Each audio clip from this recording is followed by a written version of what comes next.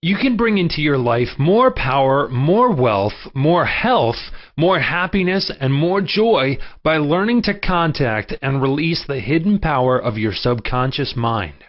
You need not acquire this power, you already possess it, but you want to learn how to use it.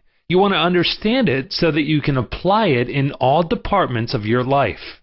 As you follow the simple techniques and processes set forth in this book, you can gain the necessary knowledge and understanding. A new light can inspire you, and you can generate a new force enabling you to realize your hopes and make all your dreams come true. Decide now to make your life grander, greater, richer, and nobler than ever before. Within your subconscious depths lie infinite wisdom, infinite power, and infinite supply of all that is necessary, which is waiting for development and expression. Begin now to recognize these potentialities of your deeper mind, and they will take form in the world without. The infinite intelligence within your subconscious mind can reveal to you everything you need to know at every moment of time and point of space, provided you are open-minded and receptive. You can receive new thoughts and ideas, enabling you to bring forth new inventions, make new discoveries, or write books and plays. Moreover, the infinite intelligence in your subconscious can impart to you wonderful kinds of knowledge of an ordinary nature. It can reveal to you and open the way for perfect expression and true place in your life. Through the wisdom of your subconscious mind, you can attract the ideal companion as well as the right business associate or partner. It can find the right buyer for your home and provide you with all the money you need and the financial freedom to be, do, and go as your heart desires. It is your right to discover this inner world of thought, feeling, and power, of light, love, and beauty. Though invisible, its forces are mighty. Within your subconscious mind, you will find the solution for every problem and the cause for every effect. Because you can draw out the hidden powers, you come into actual possession of the power and wisdom necessary to move forward in abundance, security, joy, and dominion. I have seen the power of the subconscious lift people up out of crippled states, making them whole, vital, and strong once more, and free to go out into the world to experience happiness, health, and joyous expression. There is a miraculous healing power in your subconscious that can heal the troubled mind and the broken heart. It can open the prison door of the mind and liberate you.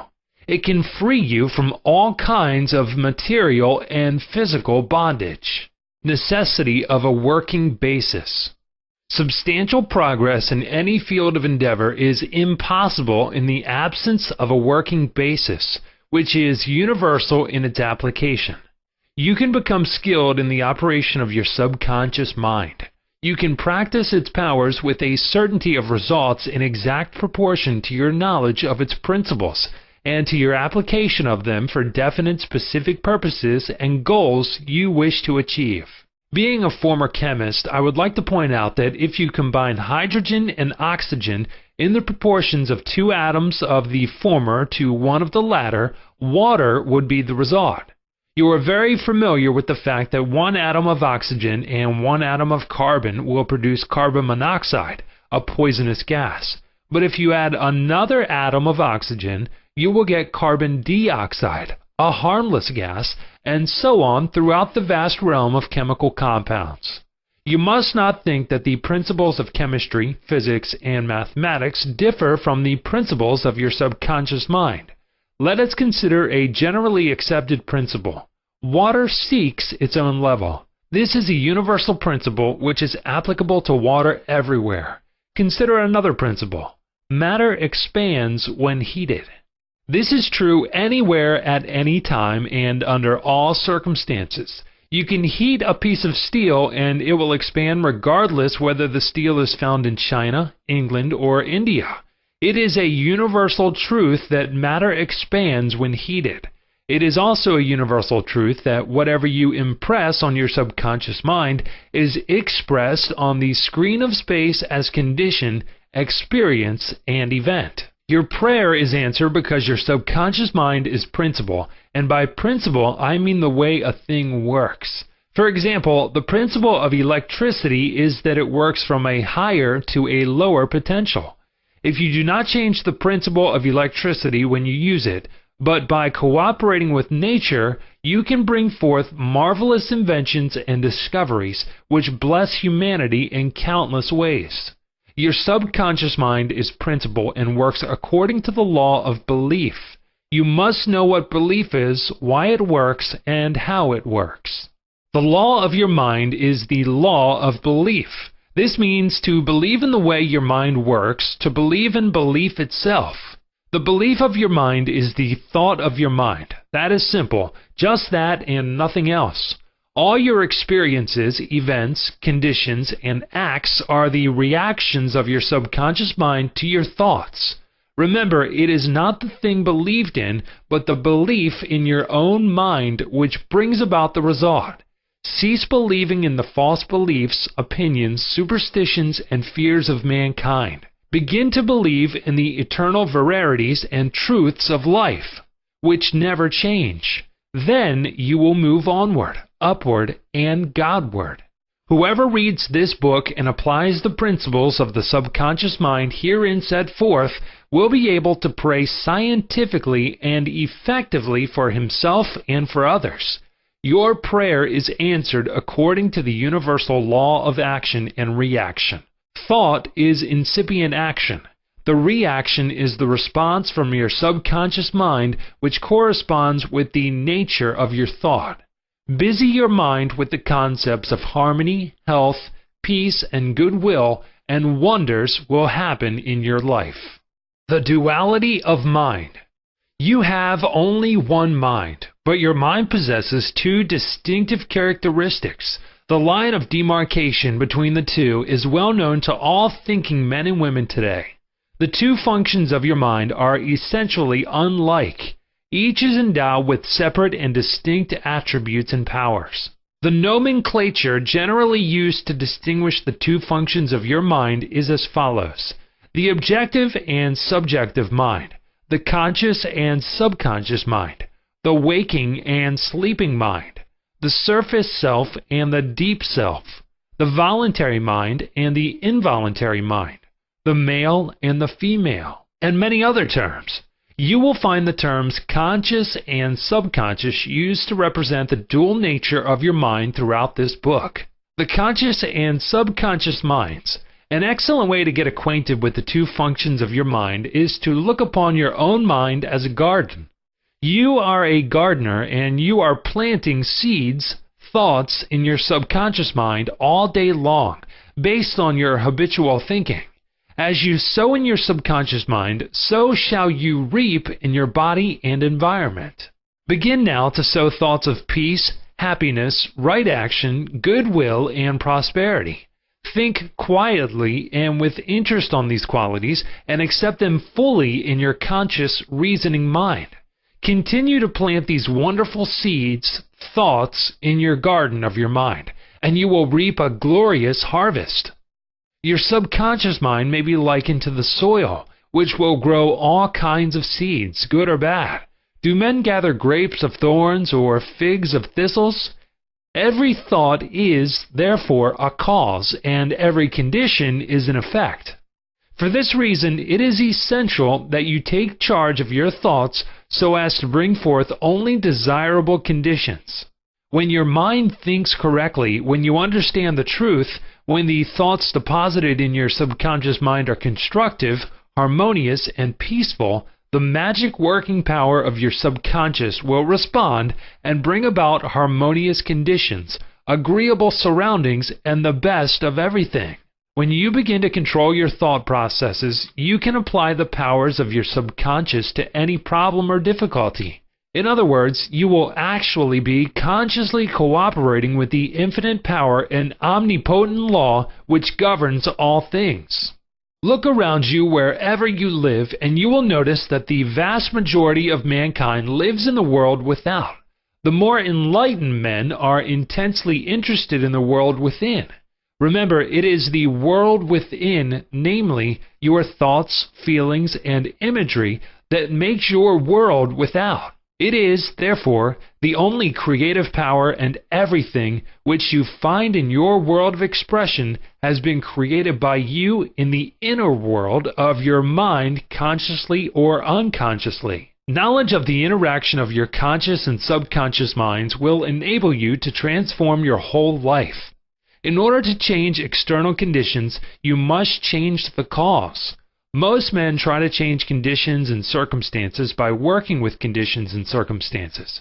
To remove discord, confusion, lack, and limitation, you must remove the cause. And the cause is the way you are using your conscious mind. In other words, the way you are thinking and picturing in your mind. You are living in a fathomless sea of infinite riches. Your subconscious is very sensitive to your thoughts.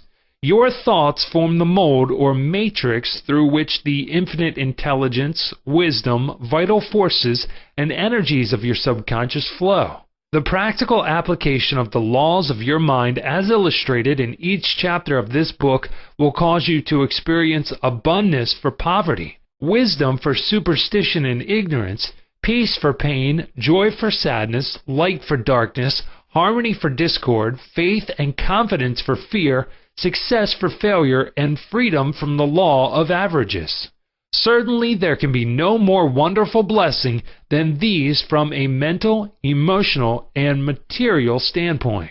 Most of the great scientists, artists, poets, singers, writers, and inventors have a deep understanding of the workings of the conscious and subconscious minds.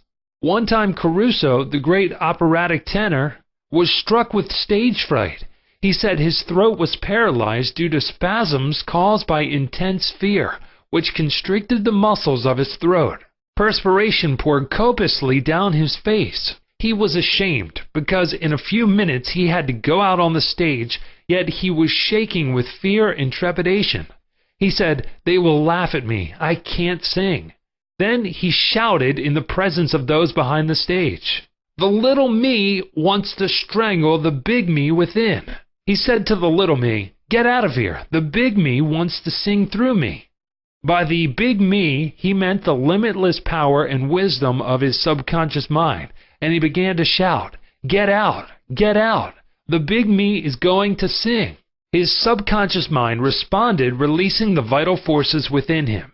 When the call came, he walked out on the stage and sang gloriously and majestically, enthralling the audience. It is obvious to you now that Caruso must have understood the two levels of the mind, the conscious or rational, and the subconscious or irrational level. Your subconscious mind is reactive and responds to the nature of your thoughts. When your conscious mind, the little me, is full of fear, worry, and anxiety, the negative emotions engendered in your subconscious mind, the big me, are released and flood the conscious mind with a sense of panic, foreboding, and despair. When this happens, you can, like Caruso, speak affirmatively and with a deep sense of authority to the irrational emotions generated in your deeper mind as follows: "Be still. Be quiet. I am in control. You must obey me. You are subject to my command. You cannot intrude where you do not belong." It is fascinating and intensely interesting to observe how you can speak authoritatively and with conviction to the irrational movement of your deeper self, bringing silence, harmony, and peace to your mind. The subconscious is subject to the conscious mind, and that is why it is called subconscious or subjective. Outstanding differences and modes of operation. You will perceive the main differences by the following illustrations. The conscious mind is like the navigator or a captain at the bridge of a ship. He directs the ship and signals orders to men in the engine room, who in turn control all the boilers, instruments, gauges, etc. The men in the engine room do not know where they are going. They follow orders. They would go on the rocks if the man on the bridge issued faulty or wrong instructions based on his findings with the compass, sextant, or other instruments. The men in the engine room obey him because he is in charge and issues orders, which are automatically obeyed. Members of the crew do not talk back to the captain. They simply carry out orders. The captain is the master of his ship, and his decrees are carried out. Likewise, your conscious mind is the captain and the master of your ship, which represents your body, environment, and all your affairs. Your subconscious mind takes the orders you give it based upon what your conscious mind believes and accepts as true. When you repeatedly say to people, "I can't afford it," then your subconscious mind takes you at your word and sees to it that you will not be in a position to purchase what you want. As long as you persist in saying, "I can't afford that car, that trip to Europe, that home, that fur coat or ermine wrap," you can rest assured that your subconscious mind will follow your orders, and you will go through life experiencing the lack of all these things. Last Christmas Eve, a beautiful young university student looked at an attractive and rather expensive traveling bag in a store window. She was going home to Buffalo, New York for the holidays. She was about to say, "I can't afford that bag," when she recalled something she had heard at one of my lectures, which was, never finish a negative statement. Reverse it immediately and wonders will happen in your life. She said, "That bag is mine. It is for sale. I accept it mentally, and my subconscious sees to it that I receive it." At 8 o'clock Christmas Eve, her fiancé presented her with a bag exactly the same as the one she had looked at and mentally identified herself with at 10 o'clock the same morning. She had filled her mind with the thought of expectancy and released the whole thing to her deeper mind, which has the know-how of accomplishment. This young girl, a student of the University of Southern California, said to me, "I didn't have the money to buy that bag, but now I know where to find money and all the things I need, and that is in the treasure house of eternity within me." Another simple illustration is this. When you say, "I do not like mushrooms," and the occasion subsequently comes that you are served mushrooms in sauces or salads, you will get indigestion because your subconscious mind says to you, "The boss, your conscious mind, does not like mushrooms." This is an amusing example of the outstanding differences and modes of operation of your conscious and subconscious minds. A woman may say, "I wake up at 3 o'clock if I drink coffee at night." Whenever she drinks coffee, her subconscious mind nudges her as if to say, "The boss wants you to stay awake tonight." Your subconscious mind works 24 hours a day and makes provisions for your benefit, pouring all the fruit of your habitual thinking into your lap. How her subconscious mind responded. A woman wrote me a few months ago as follows. "I am 75 years old, a widow with a grown family. I was living alone and on a pension. I heard your lectures on the powers of the subconscious mind, wherein you said that ideas could be conveyed to the subconscious mind by repetition, faith, and expectancy. I began to repeat frequently with feeling, 'I am wanted. I am happily married to a kind, loving, and spiritual-minded man. I am secure.' I kept on doing this many times a day for about 2 weeks, and one day at the corner drugstore I was introduced to a retired pharmacist. I found him to be kind, understanding, and very religious.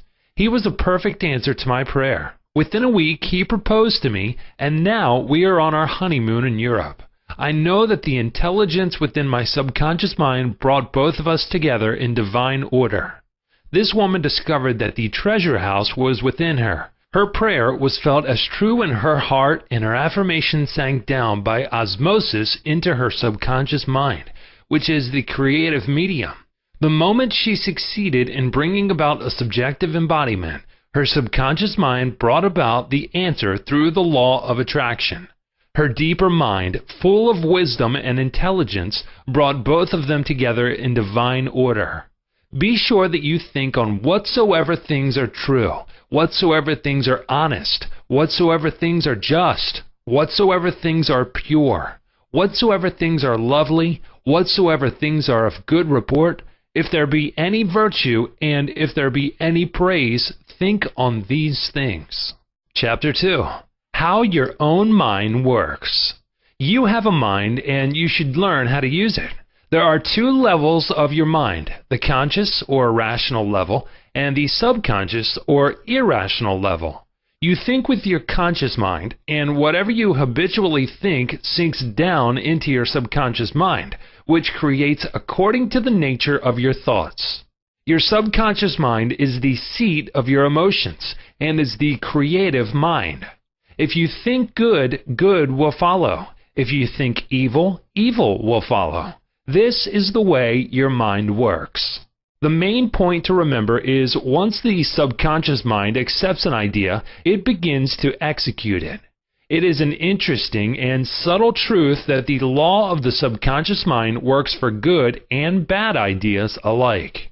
This law, when applied in a negative way, is the cause of failure, frustration, and unhappiness. However, when your habitual thinking is harmonious and constructive, you experience perfect health, success, and prosperity. Peace of mind and a healthy body are inevitable when you begin to think and feel in the right way. Whatever you claim mentally and feel as true, your subconscious mind will accept and bring forth into your experience.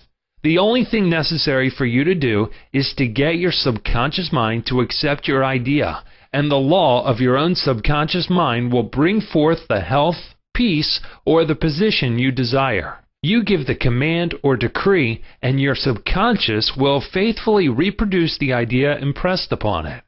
The law of your mind is this: you will get a reaction or a response from your subconscious mind according to the nature of the thought or idea you hold in your conscious mind. Psychologists and psychiatrists point out that when thoughts are conveyed to your subconscious mind, impressions are made in the brain cells. As soon as your subconscious accepts any idea, it proceeds to put it into effect immediately.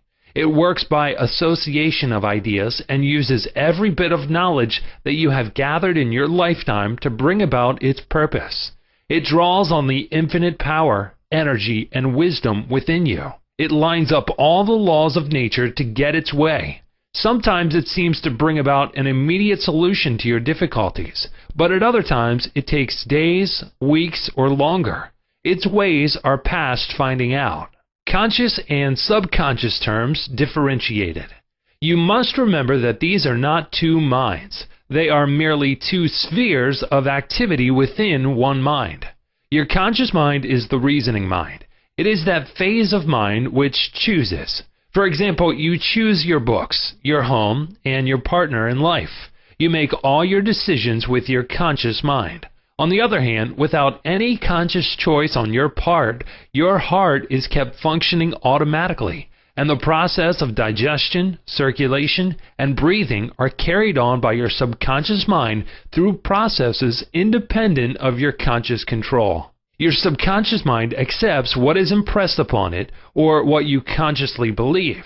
It does not reason things out like your conscious mind, and it does not argue with you controversially. Your subconscious mind is like the soil, which accepts any kind of seed, good or bad. Your thoughts are active and might be likened unto seeds. Negative, destructive thoughts continue to work negatively in your subconscious mind, and in due time will come forth into outer experience which corresponds with them.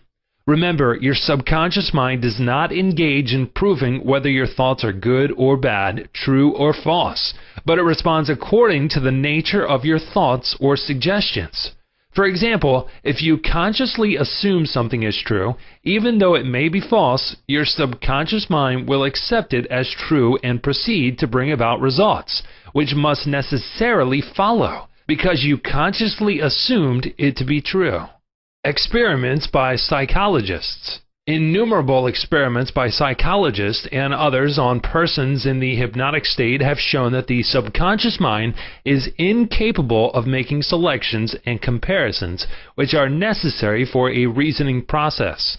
They have shown repeatedly that your subconscious mind will accept any suggestions, however false. Having once accepted any suggestion, it responds according to the nature of the suggestion given. To illustrate the amenability of your subconscious mind to suggestion, if a practiced hypnotist suggests to one of his subjects that he is Napoleon Bonaparte, or even a cat or a dog, he will act out the part with imitable accuracy. His personality becomes changed for the time being. He believes himself to be whatever the operator tells him he is. A skilled hypnotist may suggest to one of his students in the hypnotic state that his back itches. to another that his nose is bleeding, to another that he is a marble statue, to another that he is freezing and the temperature is below zero. Each one will follow out the line of his particular suggestion, totally obvious to all his surroundings, which do not pertain to his idea. These simple illustrations portray clearly the difference between your conscious reasoning mind and your subconscious mind, which is impersonal, non-selective, and accepts as true whatever your conscious mind believes to be true. Hence, the importance of selecting thoughts, ideas, and premises which bless, heal, inspire, and fill your soul with joy. The terms objective and subjective mind clarified. Your conscious mind is sometimes referred to as your objective mind because it deals with outward objects. The objective mind takes cognizance of the objective world. Its media of observation are your 5 physical senses. Your objective mind is your guide and director in your contact with your environment. You gain knowledge through your 5 senses. Your objective mind learns through observation, experience, and education. As previously pointed out, the greatest function of the objective mind is that of reasoning. Suppose you are one of the thousands of tourists who come to Los Angeles annually. You would come to the conclusion that it is a beautiful city based upon your observation of the parks, pretty gardens, majestic buildings, and lovely homes. This is the working of your objective mind. Your subconscious mind is oftentimes referred to as your subjective mind. Your subjective mind takes cognizance of its environment by means independent of the 5 senses. Your subjective mind perceives by intuition. It is the seat of your emotion and the storehouse of memory. Your subjective mind performs its highest functions when your objective senses are in abeyance. In a word, it is that intelligence which makes itself manifest when the objective mind is suspended or in a sleepy, drowsy state. Your subjective mind sees without the use of the natural organs of vision. It has the capacity of clairvoyance and clairaudience. Your subjective mind can leave your body, travel to distant lands, and bring back information oftentimes of the most exact and truthful character. Through your subjective mind, you can read the thoughts of others, read the contents of sealed envelopes, and close safes.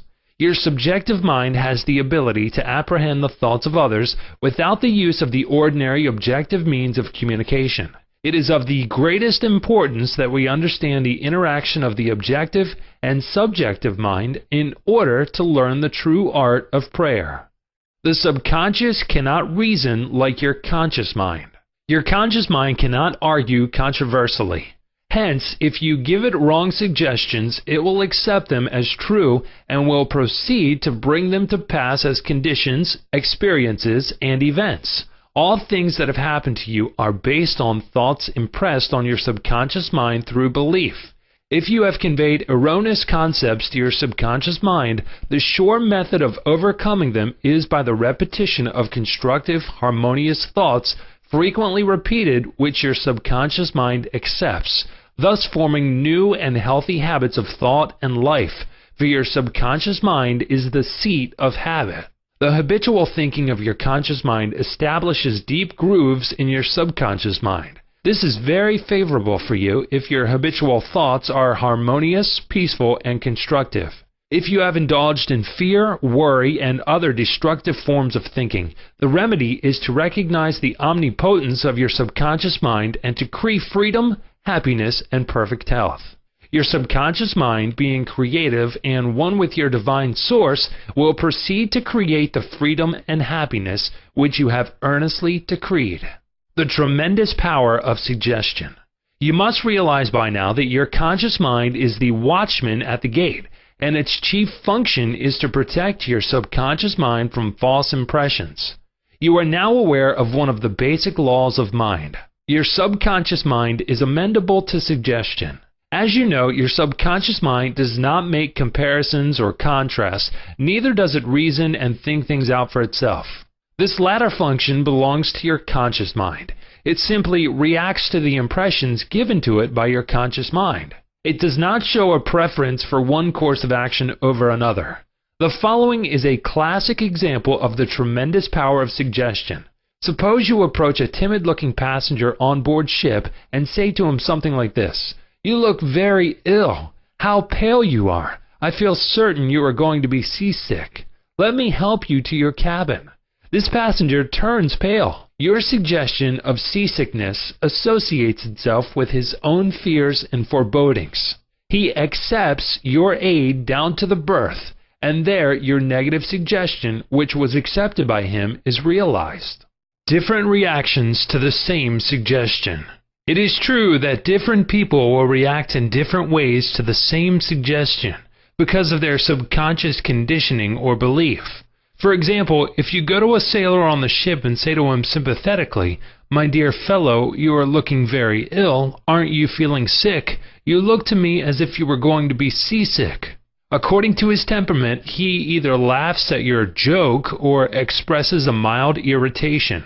Your suggestion fell on deaf ears in this instance because your suggestion of seasickness was associated in his mind with his own immunity from it.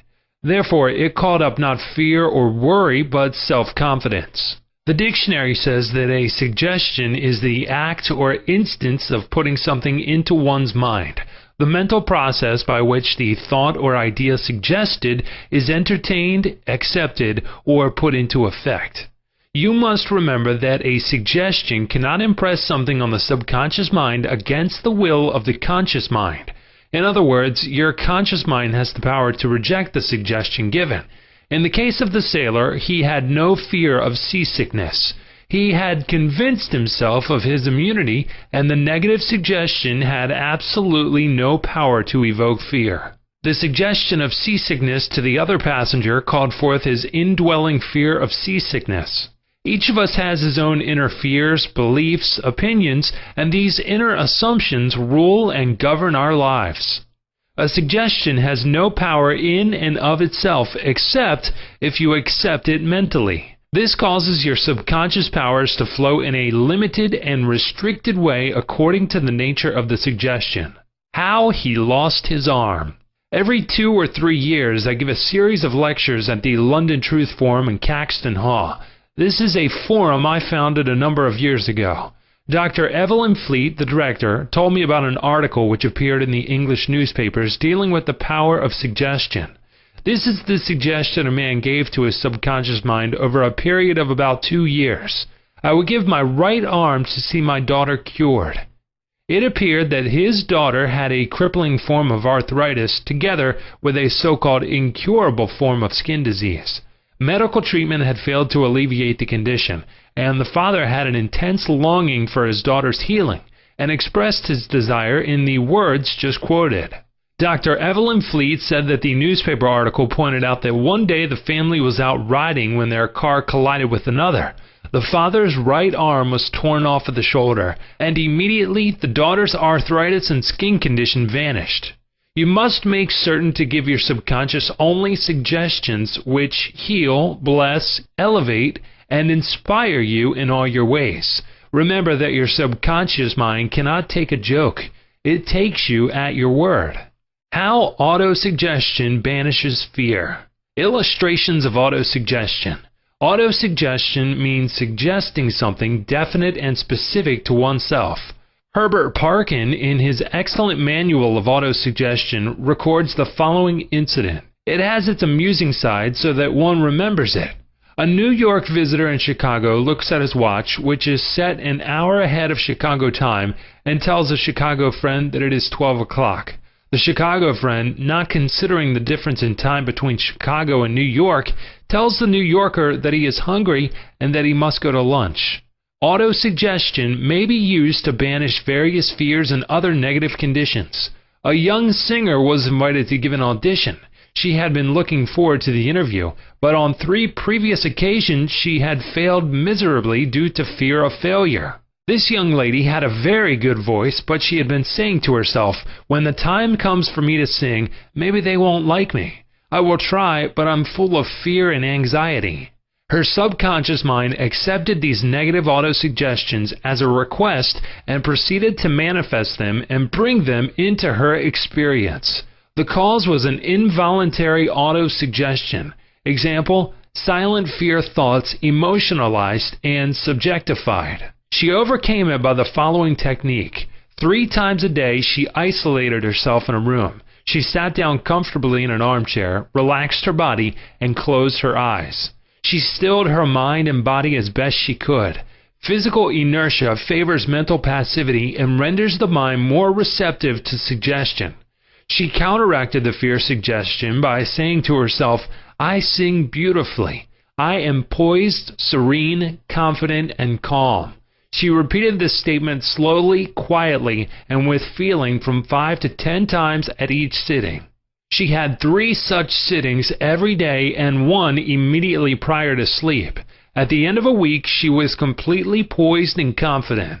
When the invitation to audition came, she gave a remarkable, wonderful audition. How she restored her memory. A woman aged 75 was in the habit of saying to herself, "I am losing my memory." She reversed the procedure and practiced inducing autosuggestion several times a day as follows. "My memory from today on is improving in every department. I shall always remember whatever I need to know at every moment of time and point of space. The impressions received will be clearer and more definite. I shall retain them automatically and with ease. Whatever I wish to recall will immediately present itself in the correct form in my mind. I am improving rapidly every day, and very soon my memory will be better than it has ever been before." At the end of 3 weeks, her memory was back to normal, and she was delighted. How he overcame a nasty temper. Many men who complained of irritability and bad temper proved to be very susceptible to autosuggestion and obtained marvelous results by using the following statements 3 or 4 times a day. Morning, noon, and at night prior to sleep for about a month.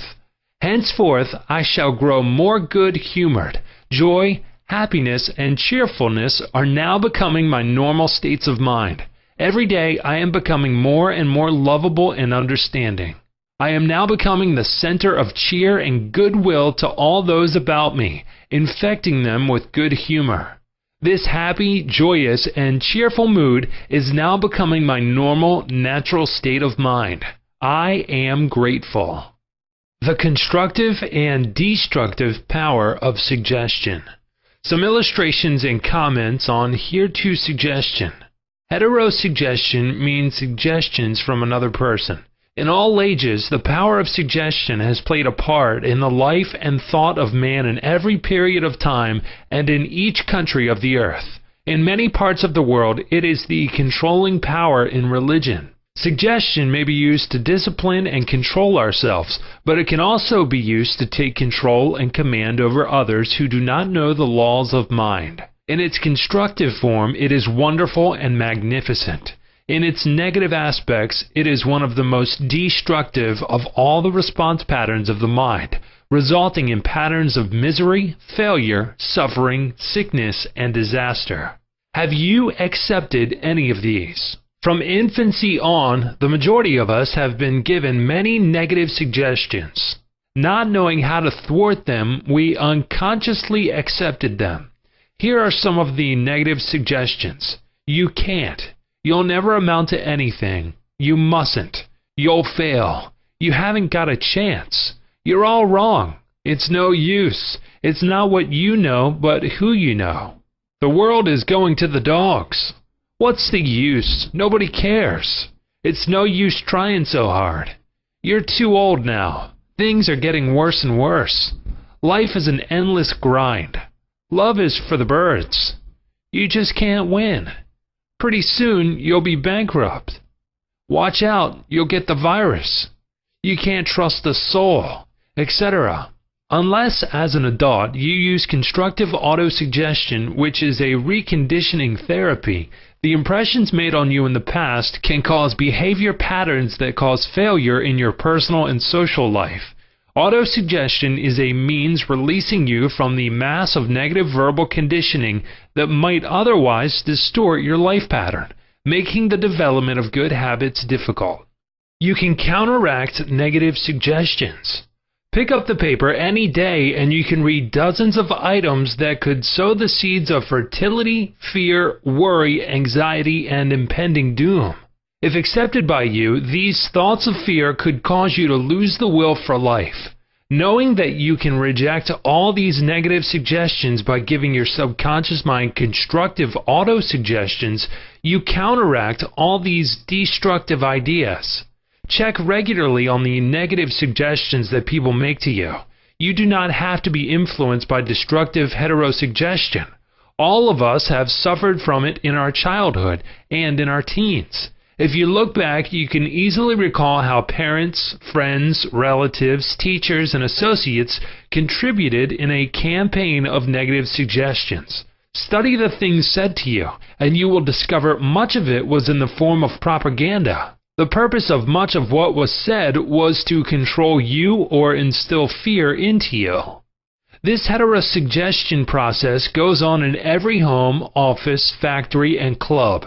You will find that many of these suggestions are for the purpose of making you think, feel, and act as others want you to, and in ways that are to their advantage.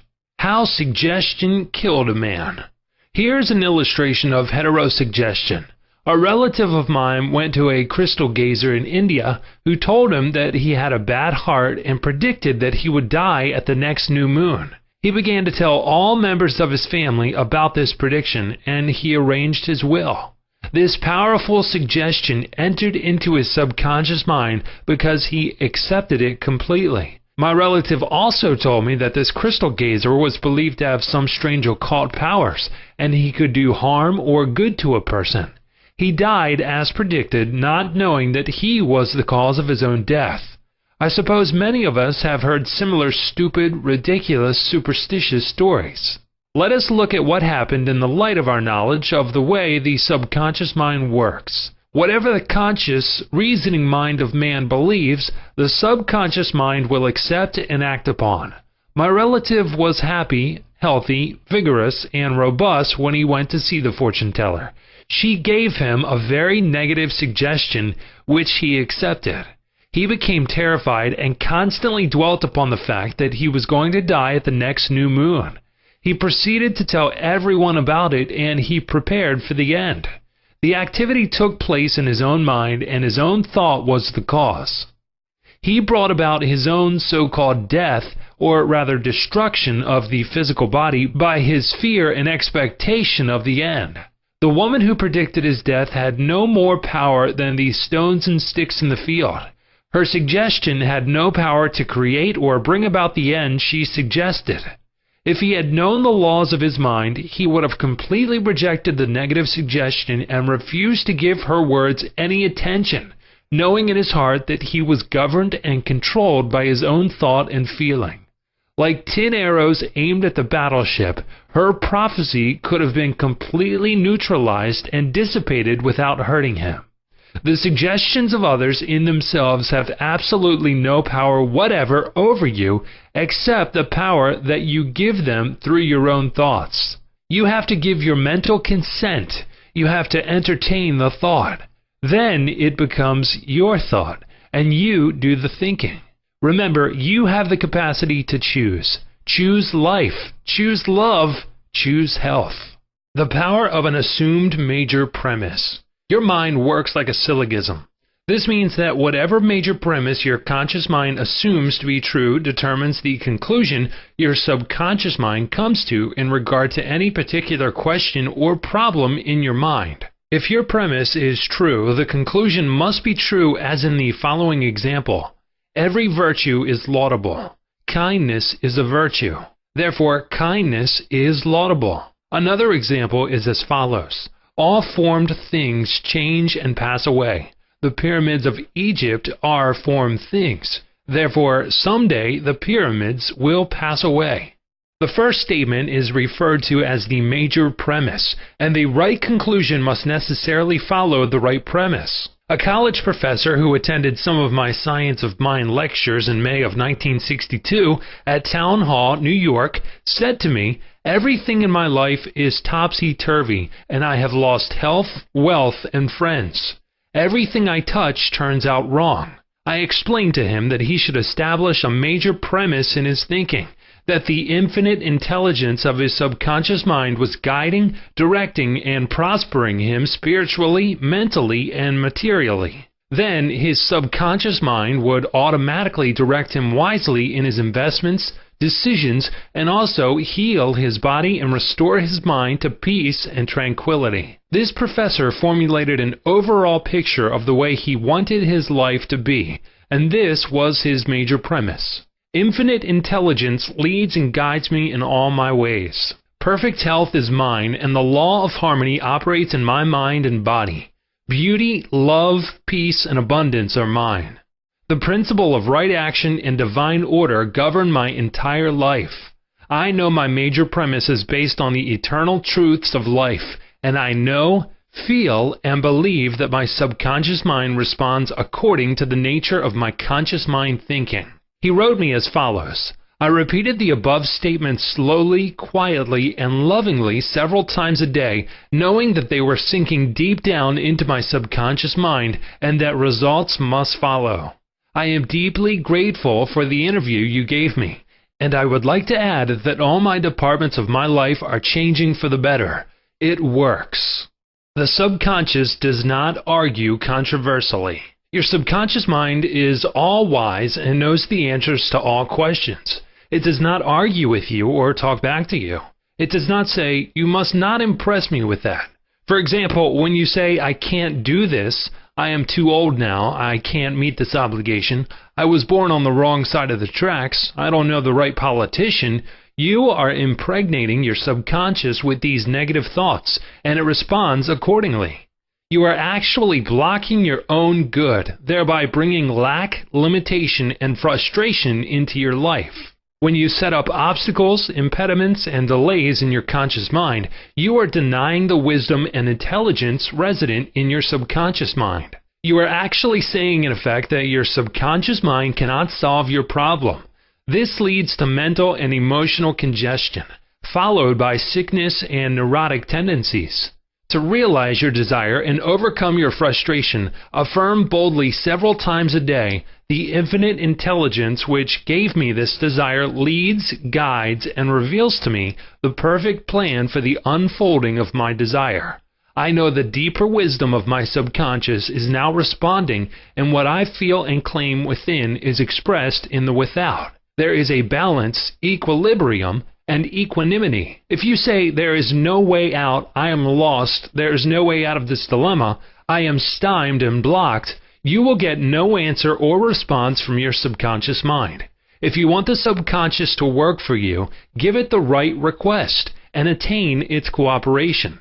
It is always working for you. It is controlling your heartbeat this minute and also your breathing. It heals a cut on your finger, and its tendency is lifeward, forever seeking to take care of you and preserve you. Your subconscious has a mind of its own, but it accepts your patterns of thought and imagery. When you are seeking an answer to a problem, your subconscious will respond, but it expects you to come to a decision and to a true judgment in your conscious mind. You must acknowledge the answer is in your subconscious mind. However, if you say, "I don't think there is any way out, I am all mixed up and confused, why don't I get an answer?" you are neutralizing your prayer. Like the soldier marking time, you do not get anywhere. Still the wheels of your mind. Relax, let go, and quietly affirm, "My subconscious knows the answer. It is responding to me now. I give thanks because I know the infinite intelligence of my subconscious knows all things and is revealing the perfect answer to me now. My real conviction is now setting free the majesty and glory of my subconscious mind. I rejoice that it is so."